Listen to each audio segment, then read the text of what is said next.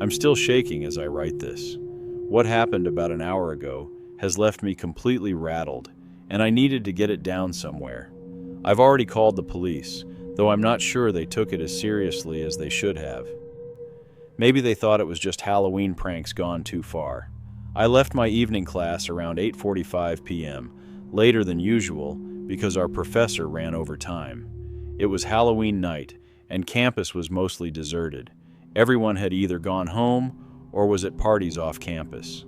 The main parking garage was full when I arrived this morning, so I had parked in the old auxiliary lot on the east side of campus, the one they're supposed to be tearing down next semester. It's this massive concrete structure from the 70s.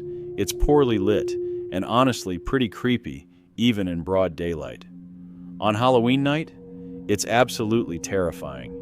As I walked up the ramp to level 3, where I had parked, I could hear distant sounds of parties and music from the neighborhood beyond campus, but the garage itself was dead silent. The fluorescent lights were flickering in that unsettling way that makes everything look like a horror movie, and about half of them were burned out entirely. Some college kids had stuck fake cobwebs and plastic spiders on the walls earlier in the week, which now just made the whole place feel even more sinister. I was about halfway across the garage floor when I heard a woman's voice calling out, "Excuse me, miss!" I turned and saw a woman standing near the stairwell entrance. She was maybe in her 40s, wearing what looked like a vampire costume. It was a long, dark coat, and she was wearing pale makeup. She hurried toward me saying her car wouldn't start and her phone was dead, asking if I could give her a jump or call someone for her. My first thought was that she was heading home from a Halloween party, which would explain the costume, but something about the situation felt off immediately. The makeup looked too realistic and too smudged, like she had been wearing it for hours. And her distress seemed genuine too. It was not playful or party happy. I told her I could call roadside assistance for her and pulled out my phone. She said her car was just around the corner on the other side and started walking in that direction, gesturing for me to follow. In the distance, I could hear kids trick-or-treating, their excited shouts echoing faintly through the concrete structure. I stayed where I was and said I could just call from here if she gave me her information. She insisted I needed to come look at the car to tell the dispatcher exactly where we were and what the problem was. As she said this, she kept walking slowly toward the corner while still beckoning me to follow. That's when I noticed she kept glancing toward the area she wanted me to go to, like she wasn't glancing at me, but past me, like she was checking on something or someone. The whole time she was talking, her eyes would dart to that corner and back to me. I'm a pretty trusting person usually, but in that moment, every instinct I had was screaming at me that something was very wrong. The Halloween decorations that had seemed silly in daylight now felt like camouflage for something darker. I told her I would be happy to call someone, but I needed to get to my car. Her demeanor changed instantly. The distressed look vanished and was replaced with irritation. She said more forcefully, "It'll just take a second. Just come look." And at that exact moment, I heard footsteps approaching where we're standing. They were coming from the direction she had been glancing at. A man stepped out from behind a concrete pillar in that corner. He was tall, probably over 6 feet, wearing a dark hoodie with a skull mask pushed up on top of his head like he had been wearing it earlier. He didn't say anything. He just stood there looking at me. The woman said, "My friend can help us figure out what's wrong with the car," but the way she said it felt completely wrong. There was no warmth to it, no relief that help had arrived or anything. Her expression felt absolutely mechanical and rehearsed. I immediately started backing toward my car, which thankfully was parked in the opposite direction. I said loudly, "I'm calling campus security right now," and started dialing the number. The man took a few steps forward, and the woman said, "Don't be rude, we just need help." But I was already moving. Another group of trick-or-treaters' voices echoed through the garage from somewhere below, their laughter making the whole scene feel even more surreal. I got to my car, fumbled with my keys for what felt like an eternity, and jumped inside, locking the doors. As I started the engine, I looked in my rearview mirror and saw them both standing in the middle of the garage. They were not moving or trying to stop me. They didn't even run after me, neither did they shout.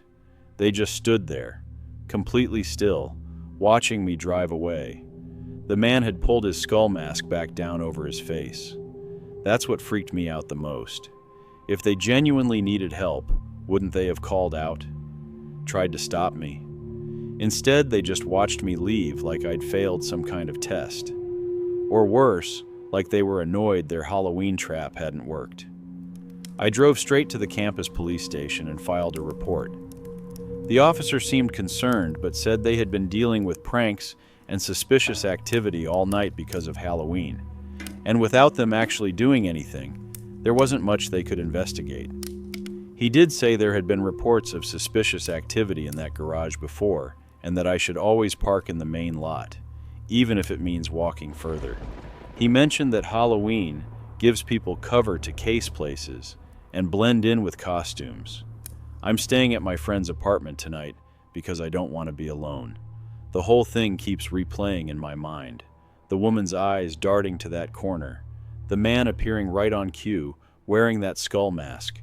The way they both just stood there watching me drive away.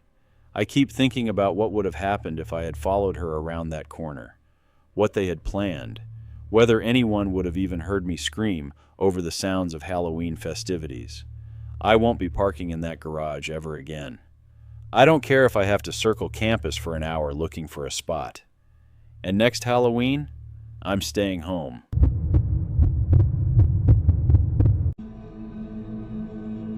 I was about 8 years old when this happened, and my sister was 11. It was the week before Halloween, and honestly, I didn't put the pieces together until last Thanksgiving. The whole thing still messes with me when I think about it.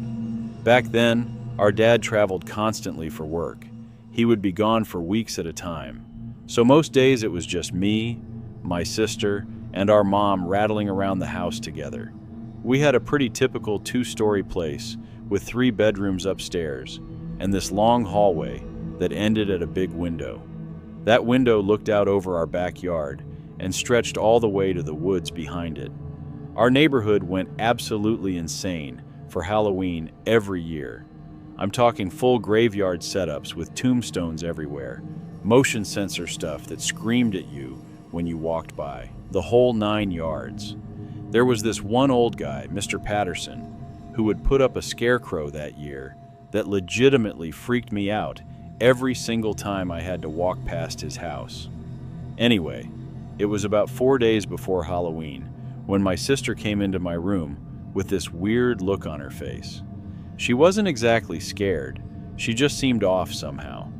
She told me there was someone standing in the backyard, and obviously I got up to look because what else are you going to do when your sister says something like that? We both stood at the hallway window while she pointed toward the tree line. There was definitely something there. We saw this dark figure, really tall, with kind of a weird lumpy shape to it. The thing wasn't moving at all. I suggested that maybe Mom had put it up and just forgot to mention it, even though that didn't really make sense, since our mom was never into decorating like that. My sister insisted it hadn't been there the day before, but eventually we just decided it must be a decoration anyway. Maybe Mom had gotten it on sale or something. We just shrugged it off and went back to bed. The next morning at breakfast, my sister asked Mom about the scarecrow in the backyard, and Mom just looked confused. She said she hadn't put anything back there. We both tried to explain what we had seen, and she basically just brushed it off the way parents do when they think you're just being too dramatic.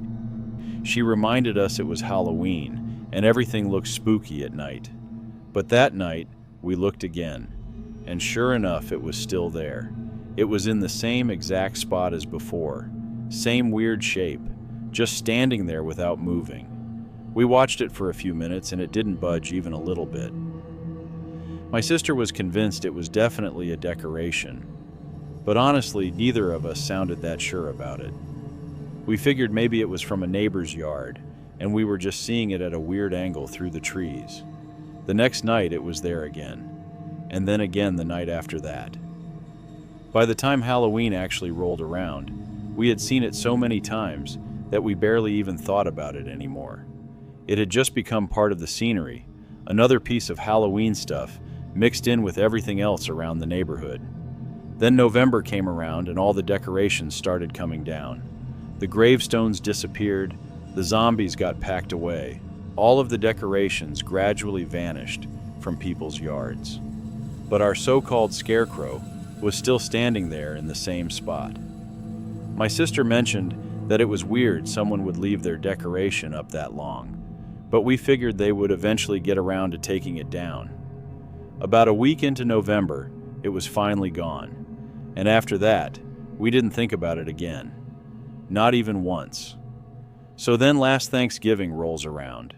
I'm 23 now, and I'm home visiting for the holiday. We're all sitting around after dinner just talking and reminiscing the way families do. My sister starts bringing up memories from the old house and how we used to get scared on Halloween. Just pretty normal nostalgia stuff, nothing unusual. Then out of nowhere, my mom says she never told us something because she didn't want to scare us back then. Immediately my stomach drops because nothing good has ever started with a sentence like that. She asks if we remember that Halloween when we kept asking about a scarecrow in the backyard, and we both nodded. She explained that about a week after Halloween that year, she had been taking the trash out one evening and noticed these weird impressions in the leaves by the trees. It looked like someone had been standing there for a while, basically just staying in one spot. And my mom had called the police non-emergency line to report it, figuring it was probably just kids cutting through the yard. The officer who showed up actually took it pretty seriously, though. He walked around the whole area with his flashlight and took pictures of everything. Then he told my mom something that really freaked her out.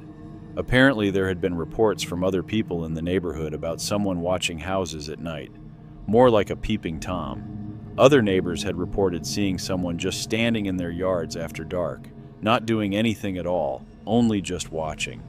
My sister went literally pale right there at the table. Mom confirmed what we were both thinking. She said the officer had told her that based on where those impressions were in the leaves, whoever had been standing there would have had a clear view straight into our upstairs hallway window. They could see when lights turned on and off, watch people moving around inside, basically figure out who was home and when. She went on to explain that the police had increased patrols in our neighborhood after that, and they ended up catching some guy a couple streets over, about 2 weeks later. Apparently he had been doing it for months before they got him. He had been using Halloween as cover, because if anyone spotted him standing there, they would just assume he was a decoration or someone in a costume. The entire table went completely silent after that. My sister and I just stared at each other, both of us processing what we had just heard. I told my mom we had seen that thing every single night for almost a week, and you should have seen the look on her face. She'd thought we only mentioned it once, and that we were just spooked because of Halloween. My sister explained that it had been there at least 5 or 6 nights in a row, and that we had gotten so used to seeing it that we stopped even mentioning it after a while. We honestly thought it was just a decoration someone had put up. Mom looked like she was going to be sick. She said if she had known we were seeing someone standing there night after night, she would have done something differently. She didn't finish the sentence, but we all knew what she was thinking. Then my mom got really quiet for a second, like she was debating whether to tell us the rest. But finally she said the officer had mentioned one more thing that she had never forgotten. The guy they caught wasn't just some peeping Tom. He had actually escaped from a prison in the next state over about 2 months before all this happened. He had been serving time for murder. The officer told her they were lucky they caught him when they did, because based on his pattern of behavior, he seemed to be working up to something worse than just watching. My sister actually had to leave the table for a minute after that. I just sat there feeling like the room was spinning. My mom apologized for never telling us, and said she didn't see the point in traumatizing us when we'd been safe the whole time. But now that we were adults, she figured we had a right to know.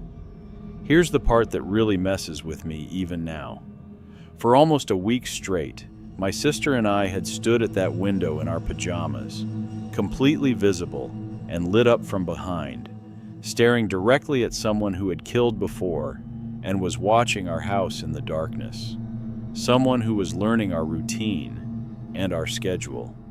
Someone who was figuring out when Dad was traveling, when it was just Mom and 2 little girls home alone with no one else around. And the whole time we just thought it was a Halloween decoration, something completely normal and harmless, something that belonged there. I ended up looking it up later that night. I couldn't help myself. I found a few old news articles about it. It turns out the guy had a history I really wish I hadn't read about. The details of what he has done before, and what they found in his car when they arrested him. I'm not going to repeat any of it here, but let's just say my mom was right. They caught him just in time. But I'll tell you what, every Halloween now, I pay way closer attention to the so-called decorations I see in people's yards, especially the ones that seem a little too realistic or a little too detailed. Sometimes I find myself staring at them a little too long, waiting to see if they move even slightly, wondering if they are actually supposed to be there. Because now I know that not all of them are actually decorations, and some of the ones that aren't are far more dangerous than you would ever want to imagine.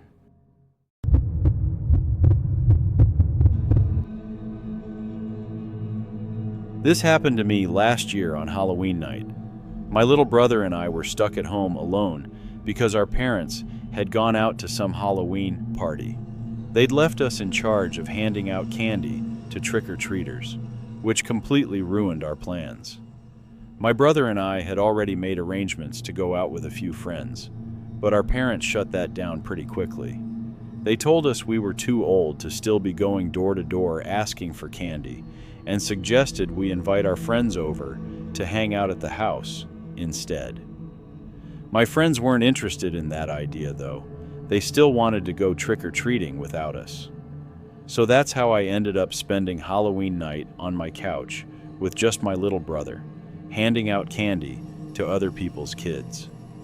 A lot of people stopped by throughout the evening, and by 10 o'clock, we were basically out of candy. My brother and I decided we'd just eat whatever was left. We were sitting there on the couch, watching some scary movie, and stuffing our faces when someone knocked on the door. I got up annoyed, wondering who the hell would be knocking this late. I figured it was probably just some stragglers still trying to get candy, even though I'd already turned off the porch light and all the Halloween decorations. That's supposed to be the universal signal that you're done for the night or nobody's home. So then I thought maybe it was just my parents coming back early. Being cautious anyway, I looked through the peephole first. There was a man standing on our front porch who immediately set off alarm bells in my head. He was wearing a black hoodie with the hood pulled up over his head, which made it really difficult to see his face clearly. The only details I could make out were that he had a beard and these really dry, crusty-looking lips. There was absolutely no way this guy was a trick-or-treater. He wasn't wearing any kind of costume, and he was way too old to be going around collecting candy by himself. His hands were stuffed deep in the front pocket of his hoodie, and he looked really thin, almost unhealthily so. Every single instinct I had was screaming at me not to open that door. I kept watching through the peephole as he knocked again. He seemed desperate for someone to answer, and I noticed he was shaking slightly. It wasn't even cold outside that night. Definitely not cold enough to make someone tremble like that.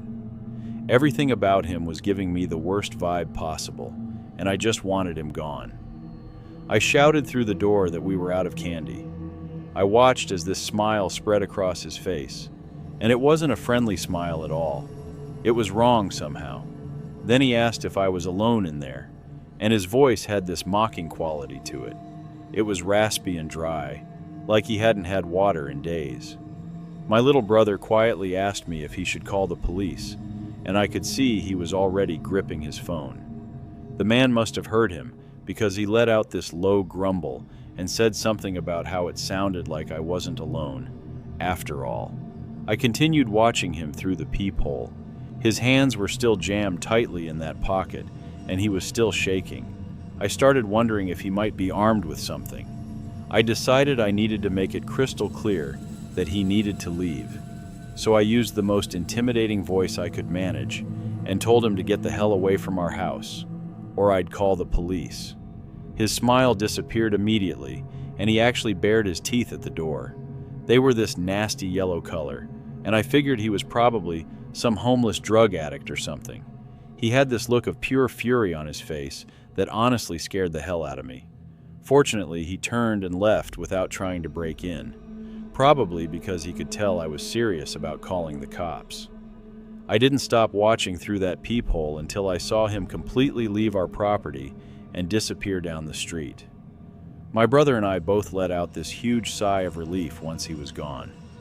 We talked about whether we should call the police anyway, but ultimately decided against it since nothing had actually happened. The guy had left, and that was that.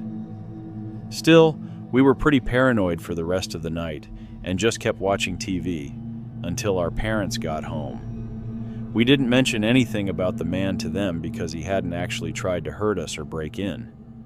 Now, when I think back to that night, I really wish we had called the police.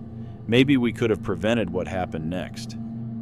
The following day, we found out that the elderly woman who lived just a few houses down from us had been murdered. Her neighbor discovered her lying on her front porch in the morning, covered in blood. She had been stabbed multiple times in the chest and neck. As soon as my brother and I heard about it, we immediately knew who had done it. We went straight to the police and told them everything we could remember about the man at our door. The problem was, we hadn't seen enough of his face to give them much to work with. They started searching for him, based on what little description we could provide, but they never caught him. To this day, nobody knows where he went. I still blame myself for that woman's death sometimes. If I'd just called the police when he was standing at our door, maybe they could have caught him before he got to her house. Maybe she would still be alive. But here's the thing that disturbs me the most about the whole situation. The police told us later that he hadn't taken anything from her house. Nothing was missing. Her door had been left wide open, and he could have gone inside and stolen whatever he wanted, but he didn't touch anything. That means he wasn't there to rob her. He didn't want money or jewelry or anything like that. He just wanted to kill someone. That was his only intention that night. He was going door to door looking for someone to murder, and that poor woman happened to open her door for him. I think about that all the time now. How he knocked on our door first. How close we came to being his victims instead. How my decision to not open that door is probably the only reason my brother and I are still here. And how that same door, just a few houses down, opened for him instead. Every Halloween since then, I make sure every door and window in my house is locked tight. I don't care how innocent someone looks standing on my porch. I don't care if they're dressed as a princess or a superhero, or carrying what looks like a real trick-or-treat bag. Because now I know that on Halloween night, when everyone's wearing masks and costumes and acting strange, is perfectly normal. It's the easiest night of the year for someone dangerous to hide in plain sight. It's the one night where someone with horrible intentions can walk right up to your door, and you might not realize what they really are until it's too late. That old woman opened her door thinking she was just handing out candy to one more trick-or-treater. Instead, she opened it for a killer. So please, be careful who you open your door to on Halloween. Not everyone standing on your porch is there for candy. Some of them are looking for something much darker. And unlike in the movies, you might not get a second chance to figure out which is which.